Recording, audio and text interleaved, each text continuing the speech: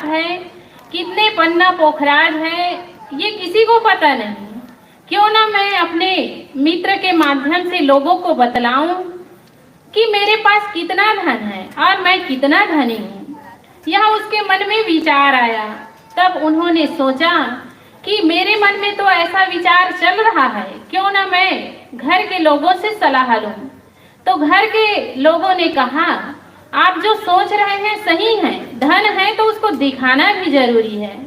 तब सबके मन में यही भाव रह गया कि धन है तो उसको बतलाना भी है, लोगों के पास दिखाना भी है। तो क्यों ना हम शुरुआत राजा से ही करें, क्योंकि जब राजा जान जाएंगे, इस देश का राजा जो है उसको मालूम होगा कि हमारे पास कितना धन धान्य है, तो और लोगों को बतलाने की जरूरत ही नहीं है, बाकी लोग तो ऐसे ही जान जाएंगे। तब उनकी छोटी बहू कहती है, पिताजी, हम ऐसे अपने धन को लोगों के पास नहीं खोल कर रख सकते हैं, क्योंकि यह खतरा हो सकता है। लोगों को यदि पता चल जाए कि हमारे पास बहुत सारा धन है, तो वहाँ हो सकता है चोरी हो जाए या कोई गलत तरीका से हमसे हमारा धन संपत्ति छीन ले। ऐसा वह छोटी जो बहू थी वह कहने लगी। लेकिन उस छोटी बहू को भी उसके ससुर जी समझा दिए, सेठ जी समझा दिए, ऐसा कुछ नहीं होगा बेटा, तुम धैर्य रखो, मैं अपने मित्र को अच्छी तरीका से जानता हूँ। फिर एक दिन वहाँ सेठ जी राजा और मंत्री को भोजन के लिए बुलाए, और जब भोजन के लिए बुलाए और भोजन करवाकर अपने जो धन रखा हुआ था उस कोठरी में ले गए। एक कोठरी में हीरा भरा हुआ था, दूसरी कोठरी में जवाहरात भरे हुए थे। रुपए पैसे इतना ज्यादा था कि वह जो राजा था वह देखकर चौंधिया गया। उनका जो मन था वह विचलित हो गया। इतना धन संपत्ति तो मैं राजा हूँ उसके पास नहीं है, और इस सेठ जी के पास इतना संपत्ति, ऐसे कैसे हो सकता है। तो उनके मन में लोभ आ गया और राजा को यह चिंता सताने लगी कि ये सेठ का धन जो है वह हमारे घर में कैसे आए। तो वह सेठ जी अब क्या करे, धन तो दिखा दिया, लेकिन उनके मन में भी भय घर कर लिया, और उसने सोचा कि अब मैंने तो धन को दिखा दिया, अब क्या पता राजा मुझसे कौन से तरीका अपनाकर उस धन को हड़प ले।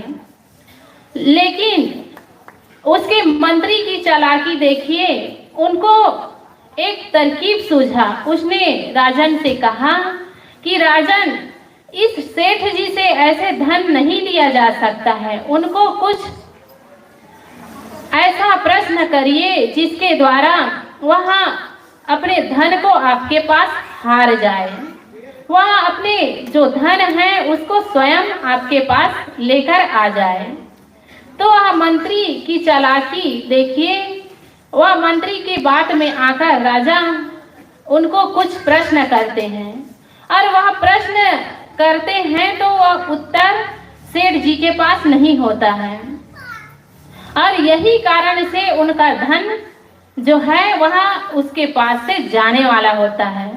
तब सेठ जी की जो बहू थी, छोटी बहू थी, वह कहती है, पिताजी, आपको मैंने निवेदन किया था, प्रार्थना की थी कि आप अपने धन को ऐसे लोगों को ना दिखलाइए, लोगों के पास ना उजागर करिए, लेकिन आपने तो मेरी बात नहीं मानी, और आज ये दिन आ गया कि हमारी जो धन संपत्ति है वह छिन में ही हमारे पास से छिन जाएगा।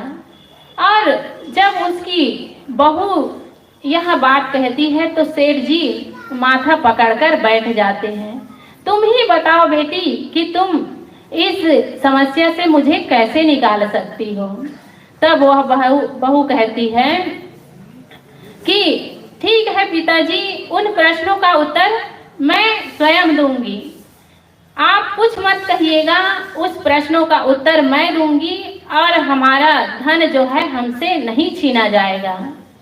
तब वह सेठ जी चुपचाप बैठकर वहां राज दरबार में कहते हैं कि मैं इन प्रश्नों का उत्तर नहीं दूंगा, क्योंकि इन प्रश्नों का उत्तर तो मेरी छोटी बहू ही दे सकती है, इसमें मुझे पढ़ने की कोई आवश्यकता ही नहीं है। तो वह प्रश्न था कि दिन ब दिन जो घटता जाए वह क्या है, और उत्तर एक ही होगा, और एक थी जो दिन ब दिन बढ़ती जाए। तो वह जो बहू थी वह कहती है लोभ जो है वह बढ़ता ही जाता है, दिनों दिन बढ़ता जाता है। जितना व्यक्ति के पास धन आ जाए, लोभ जो है वह हटता नहीं है, वह बढ़ता जाता है, और वह घटने वाली नहीं है, क्योंकि यह दिनों दिन बढ़ती जाती है। इसलिए राजन, आप भी इस लोभ में पड़कर मित्र के साथ छल कर रहे हैं, ऐसा आपको नहीं करना चाहिए था। ये होता है, देखिए, आदमी को दिखावा अधिक प्रिय होता है।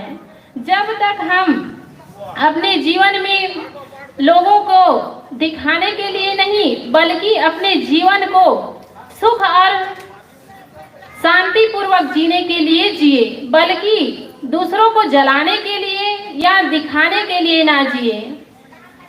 उस सेठ जी ने दिखावे में आकर अपने धन संपत्ति को, जो उतना दिन से वह संभाल कर रखा था, वह दिखाने के लिए राजा के पास उसको कहा जाए उजागर कर दिया, और ऐसे खतरे में पड़ गया कि उसका धन जो है छीन में ही चला जाता। यदि उनकी छोटी बहू समझदारी पूर्वक उन प्रश्नों का उत्तर नहीं देती कि लोभ जो है दिनों दिन बढ़ती जाती है, तृष्णा जो है दिनों दिन बढ़ती जाती है, वह कभी घटती नहीं है, यह जो प्रश्न है उसका उत्तर वह नहीं दे पाती, तो सेठ जी का तो धन पल में ही, कहा जाए छिन में ही, उस राजन के पास चला जाता। इसी प्रकार से हमारा जीवन भी है। हम आज जी रहे हैं, बस दिखावे के ही जीवन जी रहे हैं। लोगों को हम दिखाते हैं कि हमारे पास धन कितना है, हम कितना रूपवान हैं, हम कितने पैसे वाले हैं, कितने हमारे पास ज्ञान है।